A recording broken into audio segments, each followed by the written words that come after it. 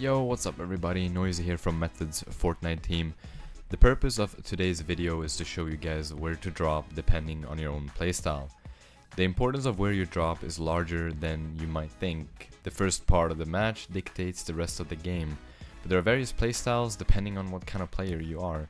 The playstyle will vary depending on your own goals. It all depends on if you're focused on just getting a win, or if your end goal is to finish off with a lot of kills. So the video will be showcasing an aggressive playstyle because that's what I mainly prefer. The best way to improve in a battle royale game is to play aggressive and take every single fight that you possibly can. So as soon as I get into the bus, I check the map, I check where the bus is going, and I literally drop into the closest city. In this case it's Retail Row. The passive player would probably drop somewhere around Pleasant Park or Greasy Grove because you won't really find that many players over there. But like I said, I really want to get a lot of kills, and the best way to do so is to instantly drop and go to the nearest city. Or go Tilted Towers, but that's not recommended at all.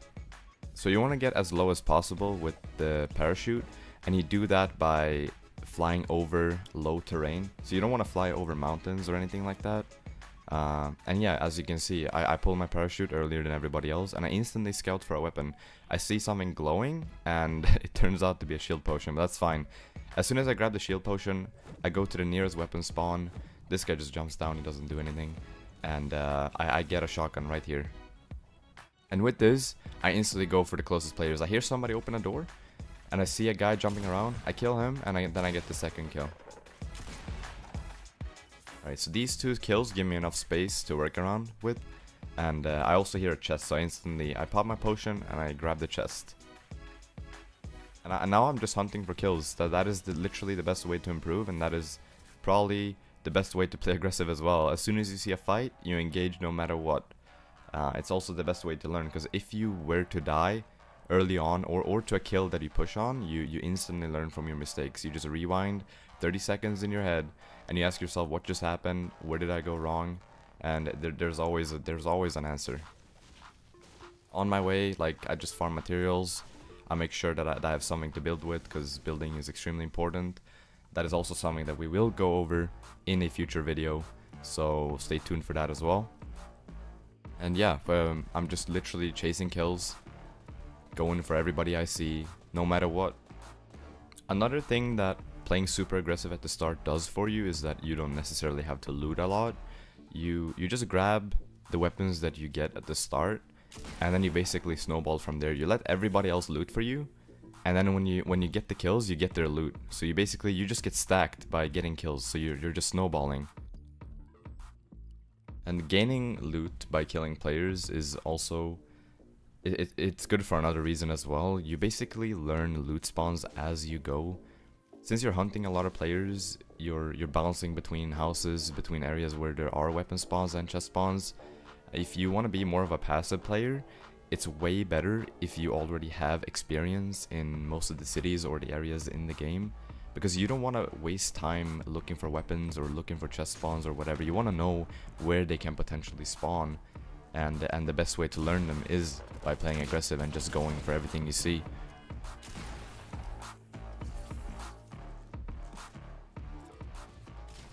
So that's it for the aggressive playstyle of the video. I figured I would show you guys a more passive example as well. It's not gonna be as exciting, but yeah, if I was aggressive, I would be landing Greasy Grove right now, but or Pleasant Park. Tilted Towers, as I said, is not recommended if you're just starting out and you just want to learn the game. So right now I'm looking at the Retail Row or the prison.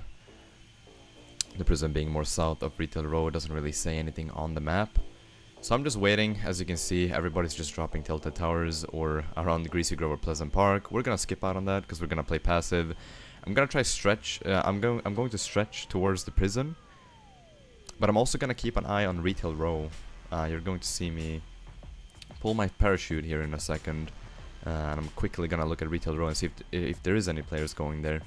Pull my parachute real quickly, and I see that there's multiple people going to Retail Row. So I decide to just go to the prison.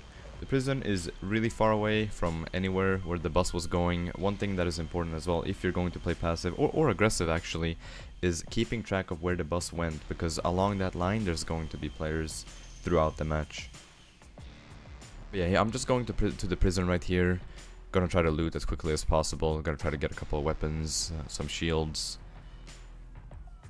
And while I'm doing that, I'm also gonna try to farm up some materials. It's not really preferable to farm materials in the prison. You're not gonna get a lot of brick. The best thing you can do if you were to land at the prison is to just make sure you get looted, and on your way out of the prison, while you're rotating towards the circle or in the circle, you want to farm materials, which you are going to see me doing. So as you can see, I'm rotating out of the prison right now, just trying to check all the buildings on my way. I'm trying to avoid every single fight as well. I'm going a little bit extra slow, just trying to see if things have been looted. When you're more experienced, you're going to notice if an area is looted or not. You can notice that by seeing if chests are open, if doors are opened, if ammo boxes are opened, or even if you know that there is weapon spawns, if they are looted as well. You know, weapon spawns aren't really guaranteed, but you just get a feeling for when an area is looted or when it's not. So if you remember from the beginning of the match, I was looking at Retail Row as well, and we all know that there was a lot of players going to Retail Row, which is why I went to the prison. So while I'm rotating in this circle, I'm gonna try to do my best to avoid Retail Row, because most people, they're not necessarily gonna go east out of retail, since the circle is towards the northwest, the center of the circle at least. So they're gonna move towards the west area, and I'm gonna try to stay on the east side of the circle, because that is the safest part right now. I didn't see that many people going east. Most people stopped at Retail Row. So I'm just gonna slowly and surely move around the circle, farm materials, and just make sure I get a good spot in the end. On your way, you might find loot where players have died. If you do find loot like this, you want to make sure to be extra careful in the area that you're at, because there could be a player nearby. I'm assuming that's an early game kill right there though, because everything in this area is already looted. So as I'm farming rocks or brick over here, I do hear a couple of shots. As a passive player, you want to try to find every single opportunity to kill a weakened player or a weakened opponent. So I farm here, and I do hear a couple of shots going off. And I look in the kill feed and I see when one of the players dies. And I look into the city and I see a guy running around the gas station. So what I'm doing right now, I'm just trying to see what he's gonna do next. I'm assuming he's going to heal, since he was just in a fight. And I'm just trying to not lose track of this guy. He runs into the tomato shop, he sits under the stairs, and this is an easy kill. And now we can just swoop his loot, and we also suddenly have a very good position in the circle. We are literally in the center right now. And while I was pushing, I noticed there was a base on top, so we're just gonna take that and scout out the area and see if there's any potential threats around. Doesn't really seem like anyone was around here, so I just decide to clear the northern side of the circle, just to make sure that nobody comes in from the north side. Another important thing when playing the circle is to always have control over the high ground. The best possible spot is the high ground, because you're at a huge advantage when you have the high ground. So I always go up on a hill or on a mountainside whenever I'm pushing the circle, just to make sure that nobody is around me. I do notice a guy, and I do see that there's an airdrop over there because he tagged it for some reason. I'm not sure why he shot it. I didn't have a reason to do that. But yeah, I just see him looting the airdrop, and I see this as a great opportunity to get a kill. Since this guy, he's focused on the airdrop, he's not focused on me pushing him. So all I'm gonna do is that I'm gonna run towards him, check out what he's doing, and then as soon as he jumps out, I'm gonna try to engage and take the fight. He jumps out, I do a quick little build, and I get an easy kill. And I think that trade was worth it. I lost around 30 shield, but I did get a legendary scar, which is 100% worth it in my opinion. And now the safe zone shifted southeast, and I see that the hill in front of me is currently safe right now. So as I said before, getting the high ground is number one, so that's what we're gonna do.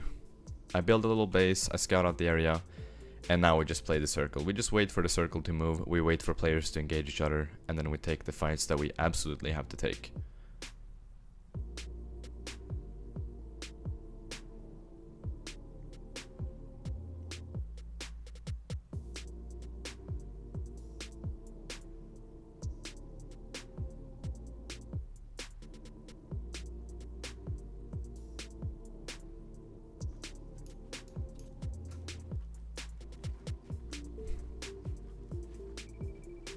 And unfortunately, the game ends with the last guy choking on the storm.